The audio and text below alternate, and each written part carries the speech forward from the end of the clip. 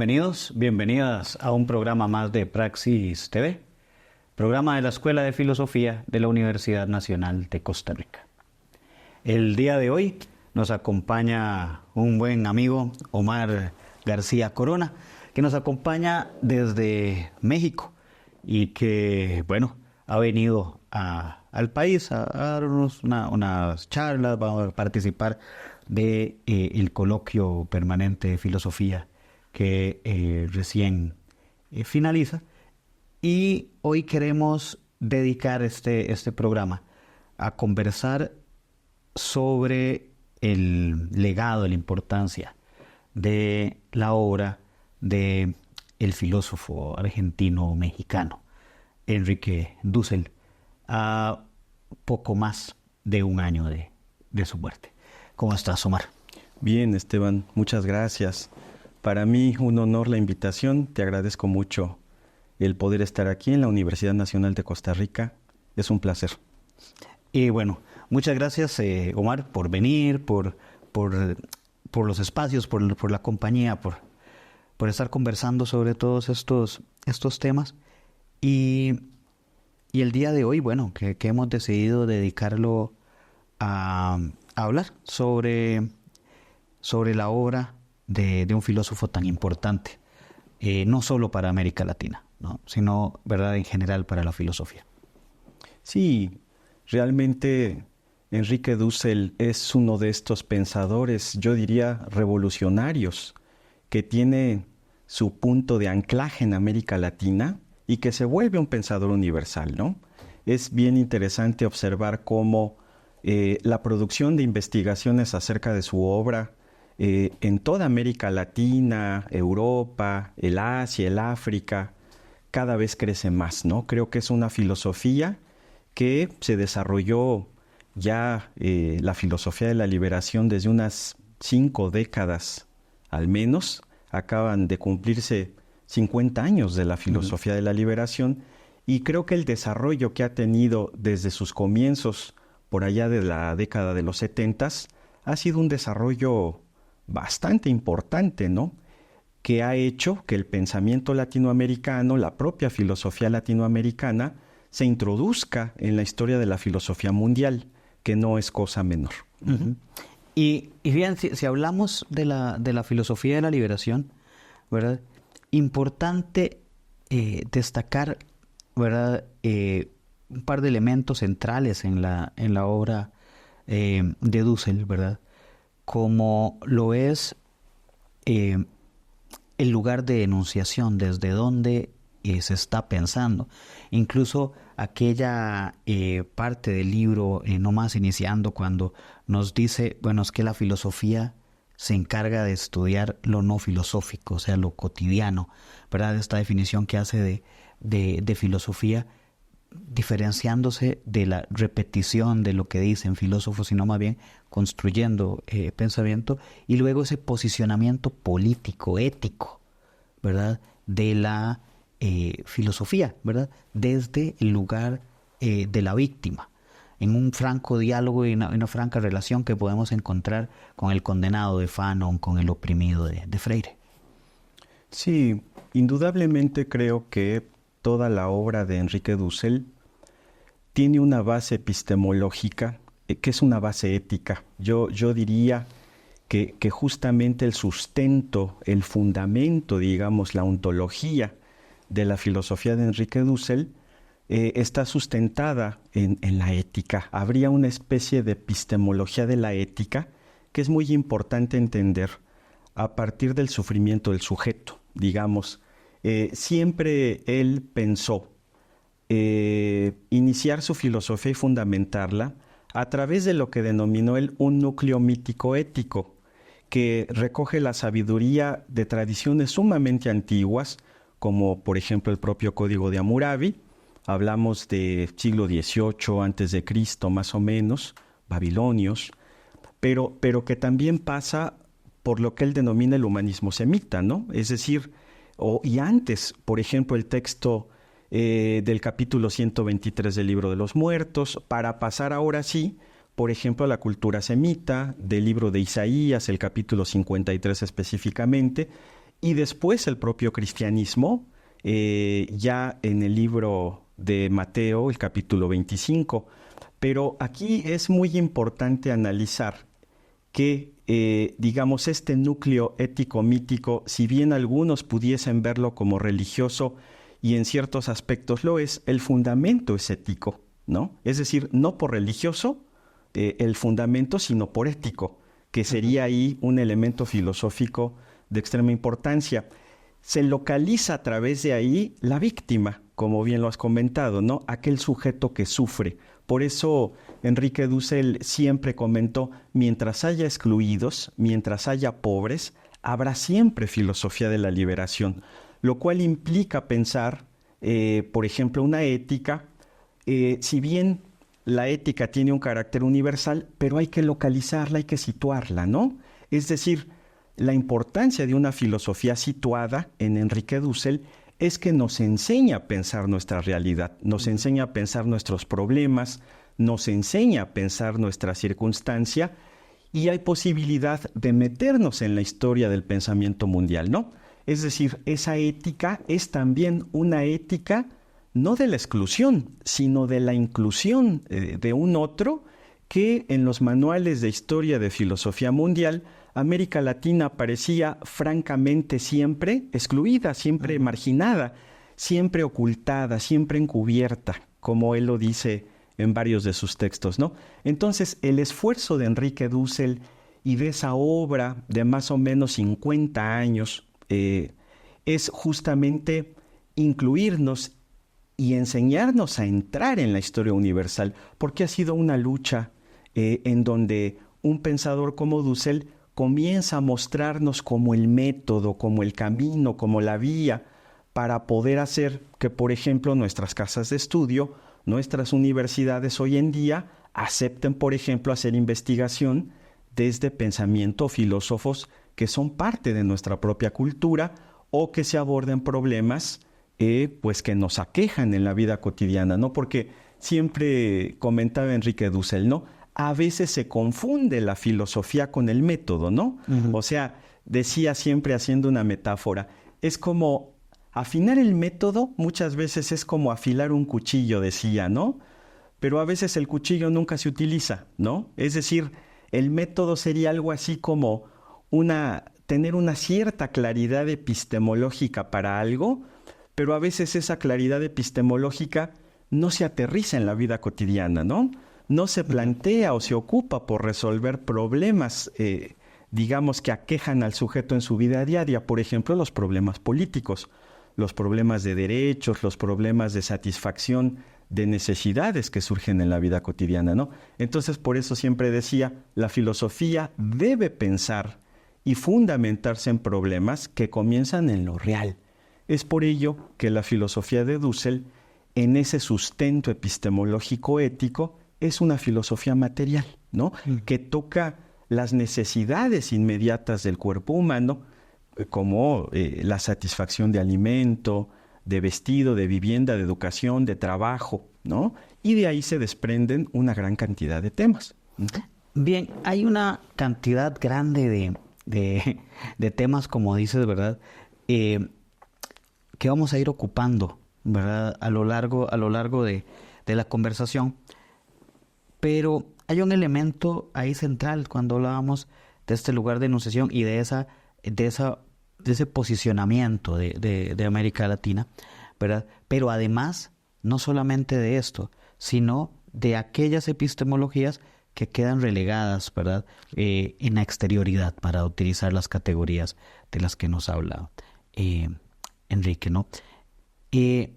Importante esto, ¿verdad? En tanto, por ejemplo, el mismo cuestionamiento a la construcción universal de la historia. Claro, es que Dussel nos muestra cómo el pensamiento filosófico llamado occidental se pensó siempre en una especie de círculo cerrado, lo cual él llama un sistema ontológico, y que Dussel reconocerá que hay ciertos pensadores que le permiten el descubrimiento de la categoría de exterioridad, ¿no?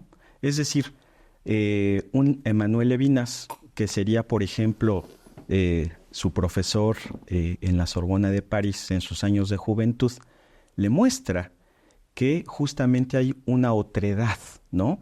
Ante esa ontología de un sistema cerrado que se piensa a sí mismo, hay un otro, ¿no?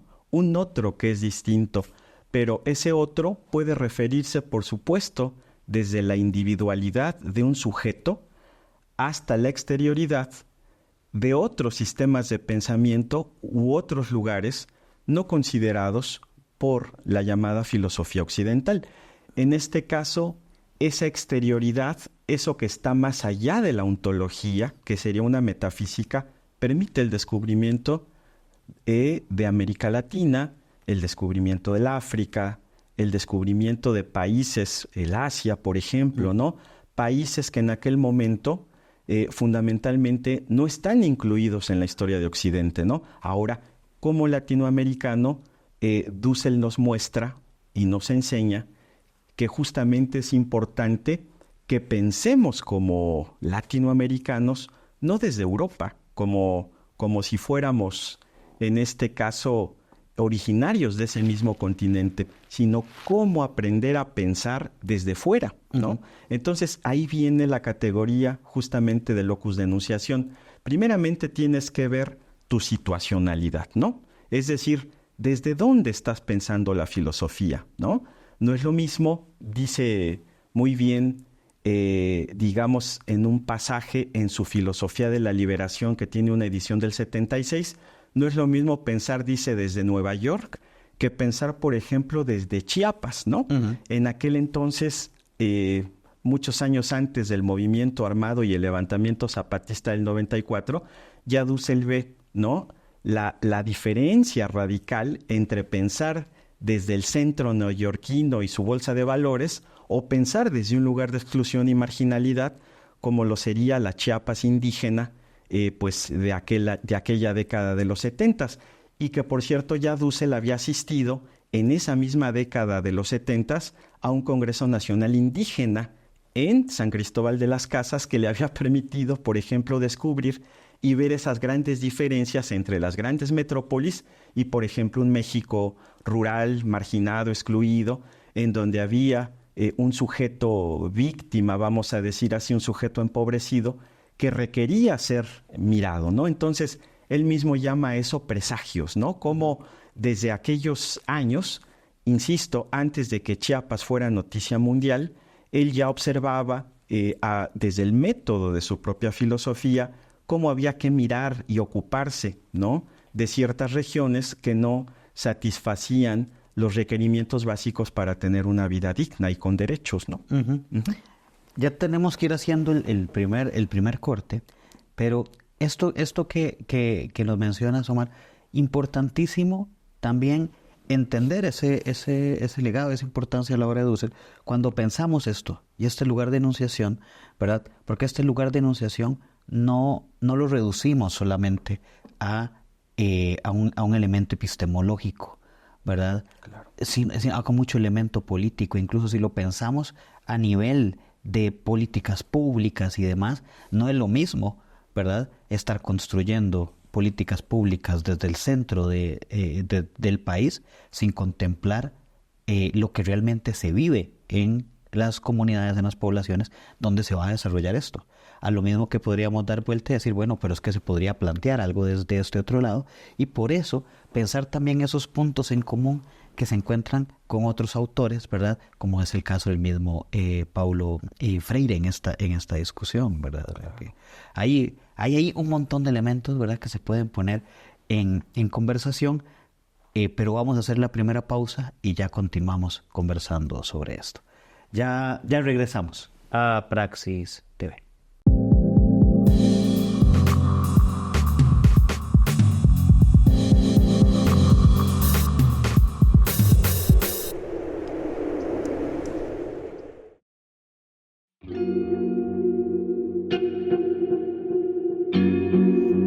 ¿Te has preguntado alguna vez qué es la filosofía? Bueno, la filosofía es la búsqueda del conocimiento de todas las cosas. Del mundo, de la naturaleza, del ser humano, es ir en búsqueda de la verdad. La filosofía se compone de distintas áreas que de manera crítica intentan analizar las relaciones entre los seres humanos, las relaciones con otras criaturas, la forma como conocemos y cómo razonamos sobre el mundo. En filosofía, el área de la lógica estudia los métodos correctos de la argumentación y el razonamiento, lo cual puede sernos muy útil para analizar discursos e ideas, como las que encontramos en la web y en las redes sociales. También la lógica se dedica al estudio de la deducción, lo cual la relaciona estrechamente con campos como la informática y la inteligencia artificial, y nos permite acercarnos a ramas del conocimiento aparentemente distantes de la filosofía, como el caso de las matemáticas.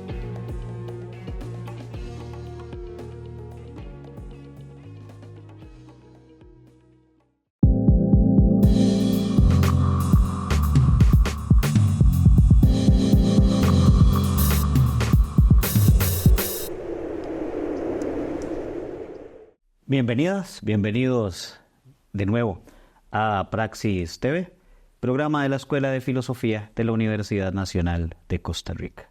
Y continuamos conversando con Omar García Corona sobre este tema, ¿verdad? Sobre el legado, la importancia de la obra de Enrique Dussel. Bueno, que acá tenemos una minúscula muestra de textos, ¿no?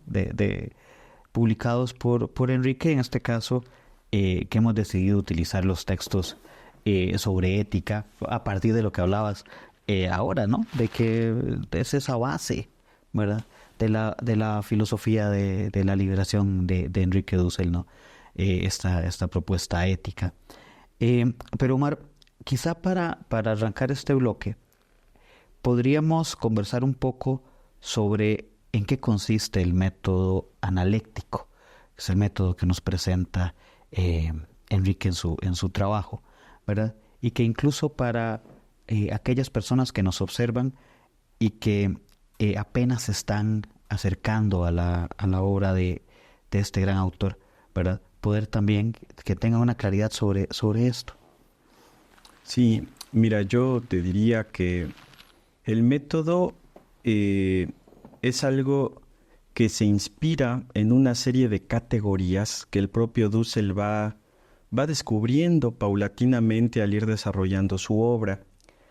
Sin embargo, la primera situación para poder clarificar el método implicaría nuevamente la ética, ¿no? No olvidemos que a lo largo de la década de los 70s, desde 1973, Enrique Dussel escribe 5 tomos que denomina Para una ética de la liberación latinoamericana, 5 tomos que van a derivar en la ética de la liberación en la edad de la globalización y de la exclusión, que es un libro es el textito amarillo. En la ética amarilla, como solemos conocerlo popularmente, que es una obra, el primer trabajo de Dussel publicado por la editorial Trota en Madrid, que es sumamente importante. Pero volviendo al asunto del método, Enrique Dussel, citando a Hermann Cohen, el fundador de la Escuela de Marburgo, dice, inspirándose en una frase de él, pero que, como comentaba, tiene mucho de ese núcleo ético-mítico de sabiduría ancestral. Dice, el método de los profetas consistía en situarse desde el pobre para desde ahí localizar las patologías del Estado, ¿no?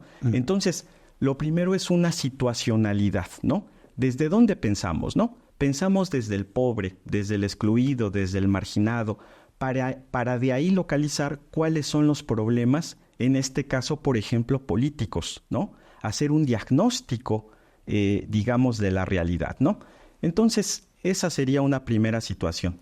Y volvería al caso de que él piensa primeramente desde una dialéctica, en donde encuentra la categoría de totalidad y a esa totalidad le opone la categoría de exterioridad, ¿no? Entonces hay una especie de sistema ontológico cerrado, pero que tiene algo que le es exterior, ¿no? Y que hay que mirar, ¿no?, las características de aquello que está fuera del sistema, que particularmente suelen ser ocultadas, relegadas, marginadas, ¿no?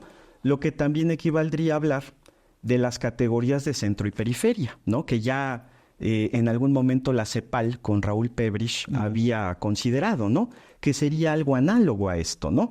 Y es que no hablamos en realidad de centro y periferia necesariamente como lugares geográficos, ¿no?, que también lo son, pero también hablamos como de toda una lógica y toda una estructura de pensamiento también epistemológico en donde se sitúa, por ejemplo, las propias casas de estudio, sistemas de pensamiento, que volvería a insistir, como tú comentabas hace rato, que se excluyen también otro tipo de epistemologías, ¿no?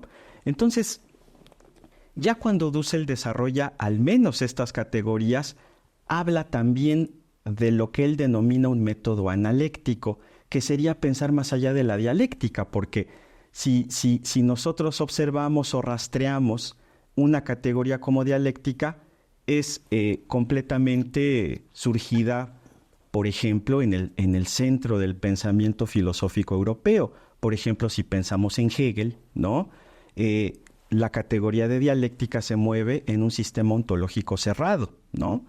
Recordemos, por ejemplo, la filosofía de la historia universal en Hegel, cómo él piensa desde el espíritu absoluto que estaría, por supuesto, circulando en Europa, ¿no? Pero no piensa en pueblos, incluso critica, digamos, aquello que queda fuera de Europa, como lugares atrasados o marginados desde un cierto determinismo geográfico, tanto, digamos, plantas, animales, geografía, como sus habitantes, ¿no? Entonces, lo que dice Dussel es esto: necesitamos hacer un movimiento que incluso atraviese la dialéctica europea para que vaya hacia la exterioridad y logre trascender ese movimiento doble en un más allá. Por eso dice él una anadialéctica, una analéctica, que sería propiamente ese poder atravesar, ese ir allende, digamos, más allá, en un sentido metafísico a la ontología de la dialéctica que se mueve en Europa, ¿no? Entonces, posiblemente suene un poco abstracto para quien no estuviese familiarizado con categorías filosóficas. Lo que sí podemos hablar de que esa analéctica tendría que hacernos descubrir un tipo de racionalidad distinta a la que se mueve como racionalidad medio fin en Europa, ¿no? Un tipo de racionalidad, por ejemplo, de nuestros pueblos originarios. Un tipo de racionalidad que no quedara encasillada, por ejemplo, en una razón moderna occidental. Claro. ¿No? Y aquí hay un elemento, ¿verdad?, importante, porque este trabajo, incluso este lugar desde donde se piensa, o este método y lo que busca, ¿verdad?, nunca busca la anulación del pensamiento moderno europeo, ¿verdad? Y esto es un tema importante. Me recuerda, por ejemplo, una cita de Franz Hinckelammer, gran amigo de Enrique Dussel, ¿verdad? Y bueno, sobre el que en otro momento también conversaremos ampliamente, porque es profesor de nuestra universidad y demás, ¿verdad? Pero que Franz decía: esto no se trata que los que hoy comen caviar mañana coman mierda, ¿verdad? En este sentido, ¿verdad? No es un desplazamiento y una venganza y una revancha. Y en ese sentido epistemológico tampoco implica la anulación de una forma de conocimiento, sino más bien este otro concepto importantísimo en la obra de Dussel, que es el de la transmodernidad. Claro. Primeramente me gustaría comentar esto, ¿no? Como muy bien lo comentas, Esteban, el pensamiento de Enrique Dussel y la crítica a Occidente, o la crítica al eurocentrismo, o la crítica a la modernidad, no se trata de la anulación de Europa. No es un pensamiento maniqueo, pues, ¿no? No es que ahora, digamos, América Latina tenga una razón, vamos a decir, humana y positiva, mientras que la razón occidental en todos los órdenes sea negativa y destructiva. No es un maniqueísmo aquí. Creo que quien interprete de esa forma la filosofía de la liberación o el pensamiento de Enrique Dussel estaría en un error. Por supuesto, Europa nos ha legado una herencia muy importante, ¿no?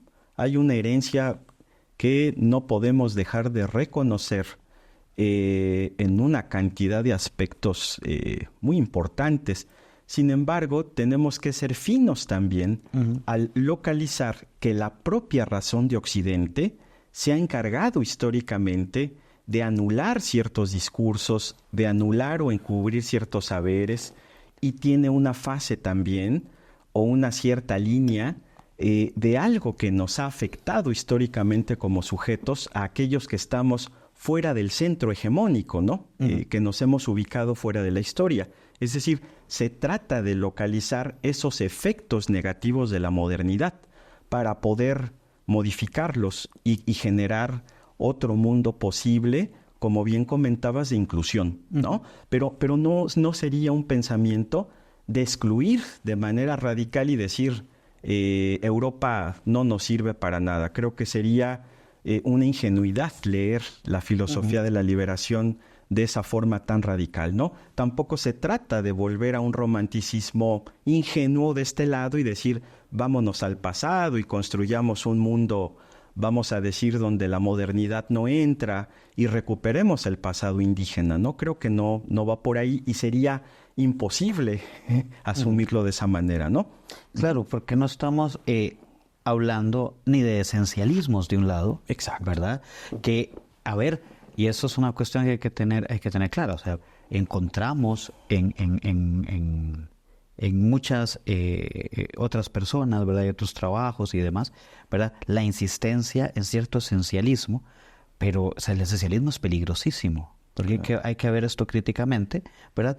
Y igualmente lo otro, en las filosofías del sur, ¿no? De Jacques Enrique, cuando conceptualiza este concepto de transmodernidad, ¿verdad? Claramente nos menciona, o sea, vamos a tomar de la modernidad europea todo aquello que no sea ni antiecológico, ni atente en contra de la dignidad humana. O sea, aquello que nos funcione, ¿verdad? Aquello que realmente entonces podríamos interpretar, aquello que permita, ¿verdad? El reforzamiento de la dignidad del individuo, ¿verdad? El superar la condición de víctima, ¿verdad? El superar esos procesos de negación, ¿verdad? Toda esa filosofía moderna Europa que nos permita llegar ahí tiene que estar en este franco diálogo, ¿no? Sí, sí.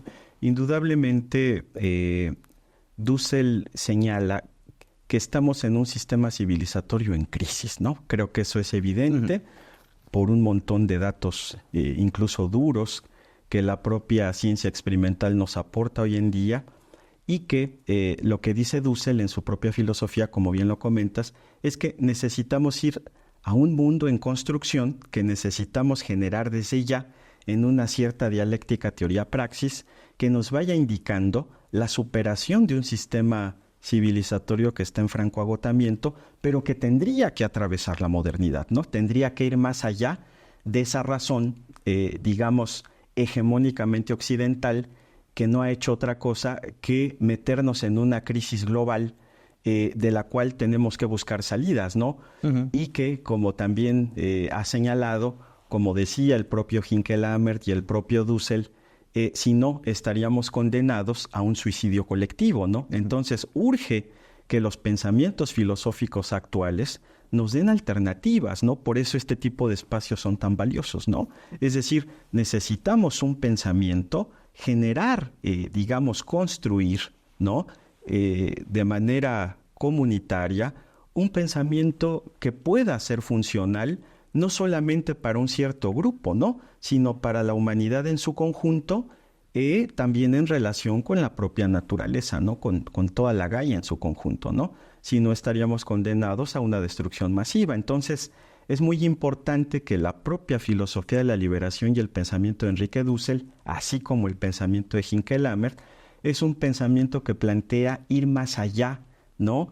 De, digamos, lo que se llama modernidad, que son más de 500 años de historia, en donde hay una razón hegemónica que se ha impuesto, pero que nos lleva a consecuencias como las que vemos hoy, en donde, digamos, un pequeño grupo de grandes empresarios han tomado una hegemonía en las riquezas tremenda, con cuentas de más de 100,000 millones de dólares cada uno, y que dominan como nunca la cuestión financiera, económica, tecnológica, y tenemos que ir buscando salidas ante estos fenómenos y retos que la sociedad actual pues nos impone, ¿no? Uh-huh. Vamos a hacer una segunda pausa. Y aquí hay una cantidad de cosas todavía que bien sabemos que es imposible que solamente en este lapso del programa podamos abordar, ¿verdad? Pero incluso estos días lo hemos comentado, ¿verdad? La relevancia de una obra tan amplia, ¿verdad?, como la que nos presenta Dussel, que a la vez nos lleva a cuestionar un elemento de la filosofía, y es romper los purismos, ¿verdad? Es romper los purismos y ver esa amplitud, ¿verdad?, de posibilidades que la filosofía nos brinda, ¿verdad? Y que en la obra de Enrique hay elementos de estos que son importantes, que podemos ampliar ahora, ¿verdad?, también para ver cómo nos da herramientas para nuestros análisis y nuestra construcción de retos actuales, ¿no?, ¿verdad? Pero vamos a hacer una segunda pausa y ya regresamos a Praxis TV.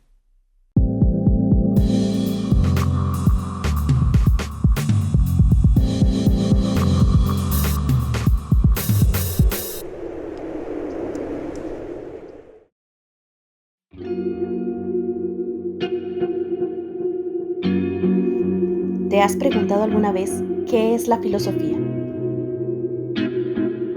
Bueno, la filosofía es la búsqueda del conocimiento de todas las cosas. Del mundo, de la naturaleza, del ser humano. Es ir en búsqueda de la verdad. La filosofía se compone de distintas áreas que de manera crítica intentan analizar las relaciones entre los seres humanos, las relaciones con otras criaturas, la forma como conocemos y cómo razonamos sobre el mundo. ¿Por qué filosofía? En mi caso, yo ya había cursado una carrera en economía y una en estadística. Trabajo en investigación y me di cuenta que realmente me es súper necesario desarrollar este pensamiento crítico objetivo, que siento que es posible desarrollarlo dentro de la carrera de filosofía. La filosofía me abre una puerta constante en la búsqueda del conocimiento. Me ayuda a criticar, a debatir, dialogar y argumentar. También me ayuda a ser no solo una mera espectadora del mundo, sino un ser activo, para poder descongelar los pensamientos, buscar los vacíos y luego llevar todo a la práctica.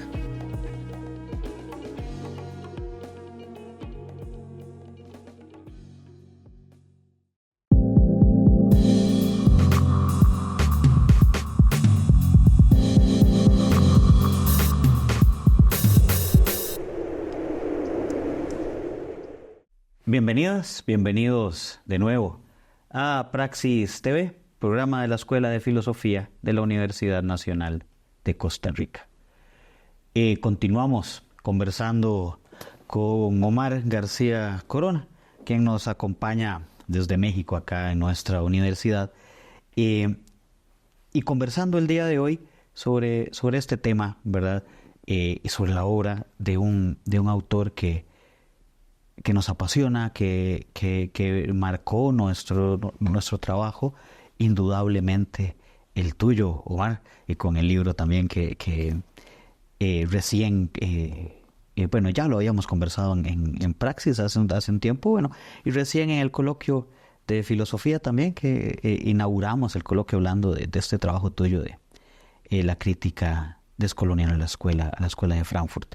Y esto, Omar, me permite no solo pensar y plantear esto a modo de pregunta, ¿verdad? Porque esta influencia del trabajo de Dussel, ¿verdad?, que impacta en un montón de gente, ¿verdad?, y en gente que hoy está trabajando y pensando desde la filosofía y desde otras áreas, ¿verdad? Y esto viene a eso que hablábamos en estos días, ¿no? la filosofía entendiéndose en diálogo franco con otras disciplinas, rompiendo estas nociones de una filosofía pura, ¿verdad? Y trabajando desde la ética, desde la política, desde la estética, ¿verdad? En franco diálogo con otras disciplinas, ¿verdad? Y pensando en la filosofía en eso, en ese aporte, en esa relevancia de la filosofía en conjunto que con otras personas, otros profesionales de otras áreas, etcétera, podemos pensar en ese otro ejercicio de la filosofía, ¿verdad? Y en una relevancia y en una importancia enorme, ¿verdad? De esta disciplina, y que podemos verla también a partir de la obra de un autor como Enrique Dussel. Sí, exactamente, Esteban. Yo creo que volviendo al método de lo que hablábamos en la sección pasada, esto tiene mucho que ver también con que la propia filosofía de la liberación se plantea como una disciplina, en principio, multidisciplinaria, ¿no? Más allá de pensar en una filosofía purista, la filosofía de la liberación nos enseña a que es necesario el andamiaje entre las ciencias sociales, ¿no? Es decir, Dussel nos enseña a hacer filosofía, porque en filosofía no está dicho todo, ¿no? Quien diga esto, que filosofía es repetir autores y sobre todo la tradición filosófica continental, creo que estaría francamente perdido, ¿no? Una filosofía de la liberación como la de Enrique Dussel nos enseña a hacer filosofía actual a través de cruzar discursos específicamente de las ciencias sociales como la economía, la política, la sociología, el derecho, la antropología, las neurociencias incluso. La educación. La educación, la pedagogía, pero siempre bajo el rectorado de la filosofía, ¿no?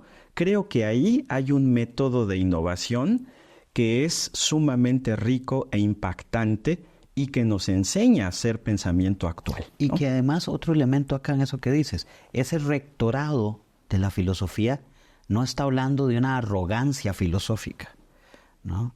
O sea, está partiendo del hecho de que vamos desde este rectorado, pero este rectorado no es soy la filosofía y soy la que dice cómo se hace y ustedes se pliegan, sino más bien es vamos generando esta por la ética precisamente. Sí, y además como un instrumento analítico, ¿no? Es decir, bajo la impronta aristotélica de la filosofía, entenderla como el fundamento primero de las ciencias, pero también como el fin último, ¿no?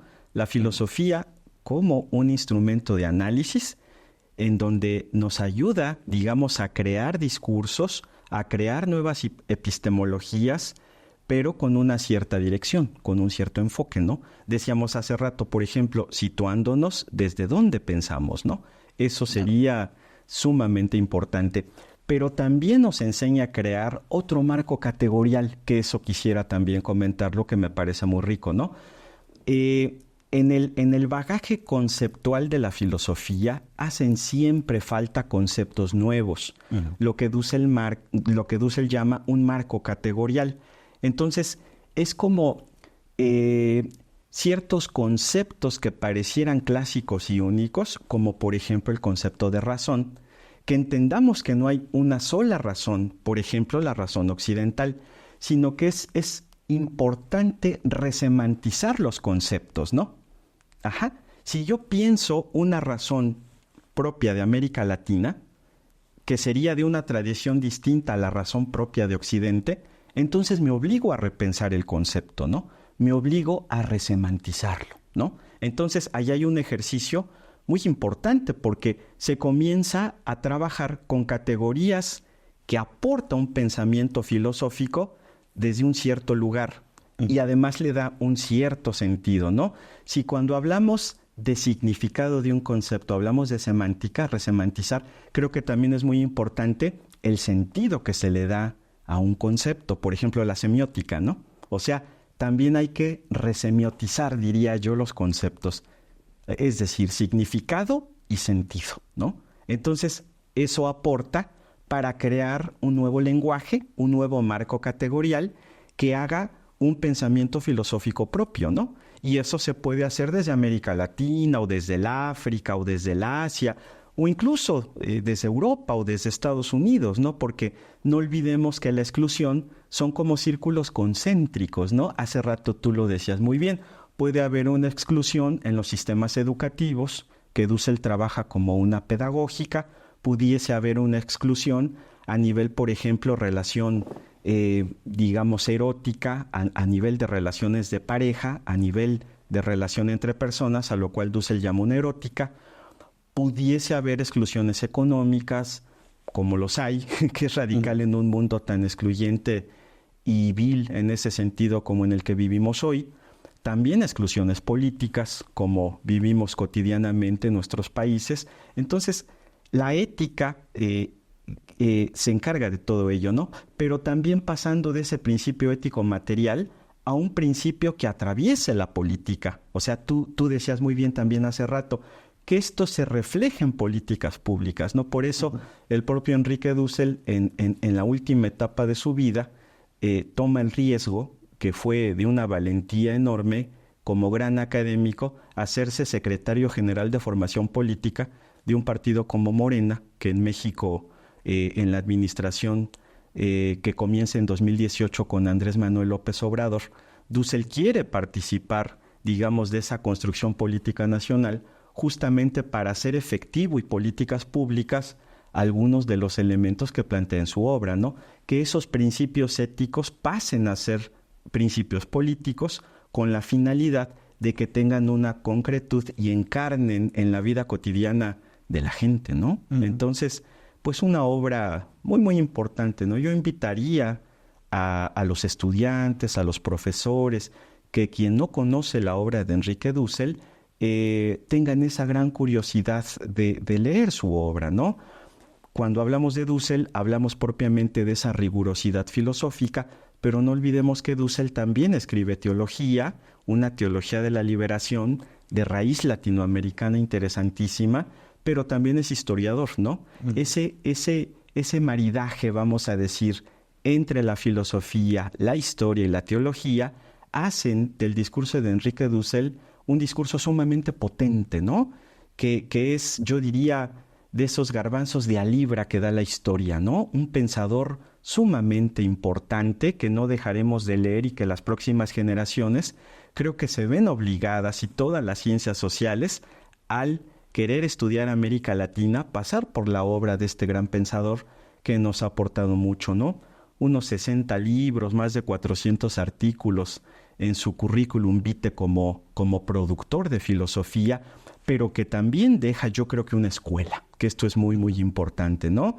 Creo que en nuestros centros de estudio, nuestras universidades, se siguen produciendo trabajos muy novedosos que siguen esa línea de pensamiento, esa estructura metodológica de la que hablamos, y que es un orgullo eminentemente ser herederos de ese pensamiento que nos han legado pensadores tan críticos y tan afamados, pero en este caso por esa vitalidad, digamos, de atreverse, digamos, ¿no?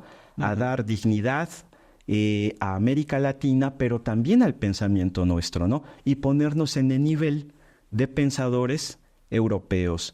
No somos más, pero tampoco menos, ¿no? Entonces, estamos en una simetría, podemos ver, interpretar, pensar y crear filosofía desde América Latina, ¿no? Yo creo que ese es el legado, ¿no? Claro. Se puede hacer filosofía hoy muy novedosa, de muy buena calidad, desde América Latina, pero también para el mundo, ¿no? Entonces creo que eso es uno de las grandes herencias que nos deja el gran maestro Enrique Dussel, ¿no?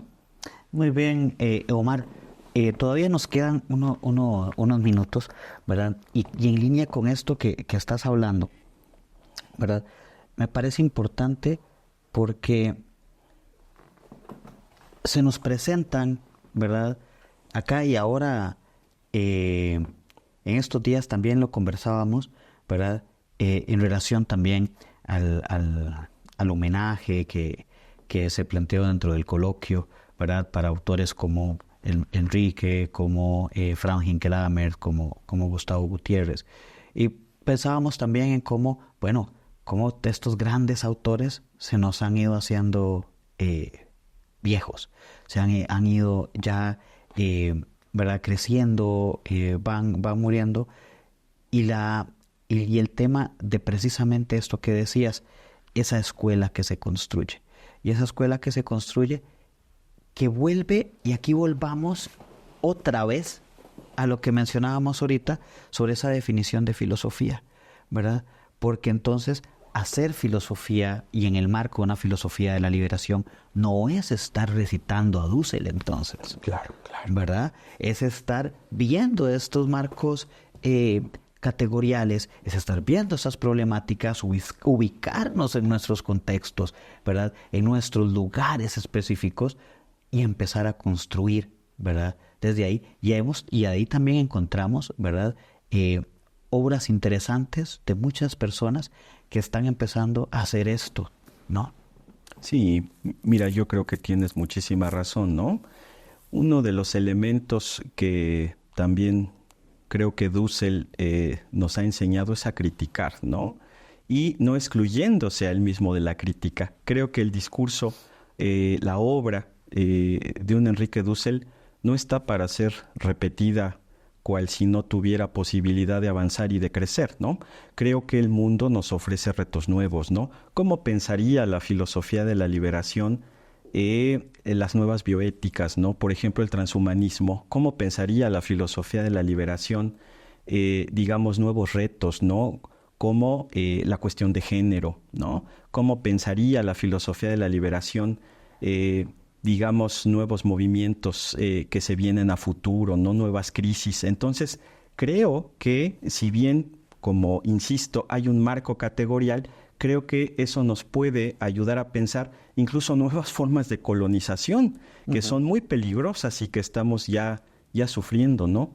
Entonces, creo que siempre tendrá que haber resistencias, ¿no? Y las resistencias epistemológicas, a partir de lo que esta herencia nos deja, son muy importantes, ¿no? Saber utilizarlas, hay que leer con profundidad, hay que animar a nuestros estudiantes a escribir, pero también haber retos, ¿no? Que el futuro muy próximo y en la propia actualidad se nos presentan ya como urgentes, ¿no? Uh-huh. ¿Qué diría entonces el pensamiento crítico latinoamericano, una teoría crítica generada desde aquí, ante todo, digamos, ese aparato tan radical y complejo, ¿no?, que se nos viene encima, ¿no? Porque no olvidemos que este mundo avanza, ¿no?, a una velocidad sumamente acelerada, y que tenemos siempre, digamos, una tensión entre los conceptos y la realidad que tenemos que, de lo cual tenemos que ocuparnos, ¿no? Claro. No podemos quedarnos cruzados de brazos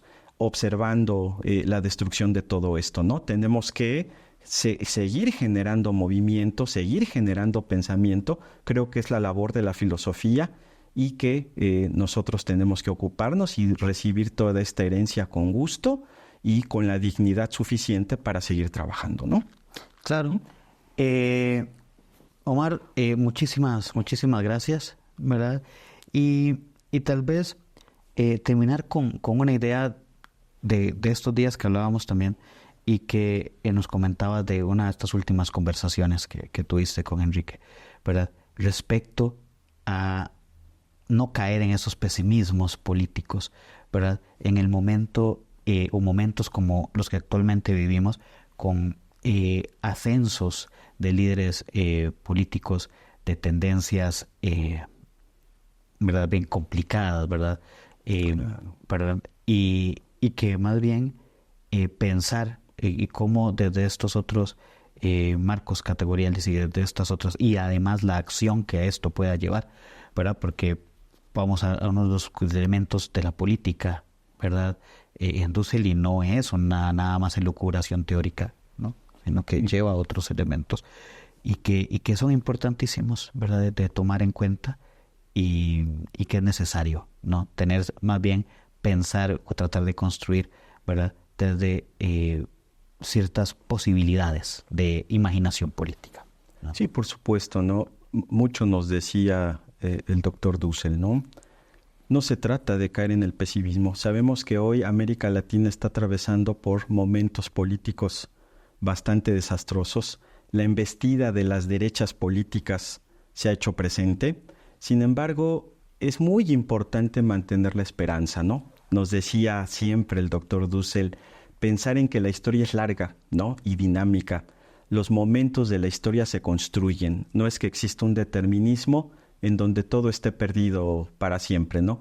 Creo que justamente son momentos en donde tenemos que organizarnos, tenemos que tener creatividad y no perder, digamos, esa imaginación que nos permita construir sociedades mejores y que siempre son posibles, ¿no? Entonces, mantener la esperanza, pero no una esperanza, digamos, poco creativa, ¿no? Creo que las crisis también tienen que animarnos a seguir adelante, ¿no? El principio esperanza de Bloch es también un elemento fundamental en lo político, ¿no? No hay que perder el horizonte de la transformación de la realidad a partir de la práctica del sujeto, ¿no? Es decir, la teoría y la praxis en esa dialéctica, como nos enseñó el pensamiento marxista y el propio pensamiento latinoamericano, tiene un quehacer, ¿no? Y ese quehacer de la teoría es propiamente transformar las posibilidades de vida real, de vida digna, en nuestros espacios de vida cotidiana, ¿no? Entonces yo creo que ahí está la herencia, ¿no? Y el reto y la obligatoriedad que tenemos cada una de nosotros, ¿no? Muchas gracias, Muchas Omar. gracias. Y muchas gracias a todos y a todas quienes hoy nos acompañan. Y nos vamos con esto de la agrupación costarricense Las Chicharras y esto que se llama Mudanza. Hasta la próxima. Chao.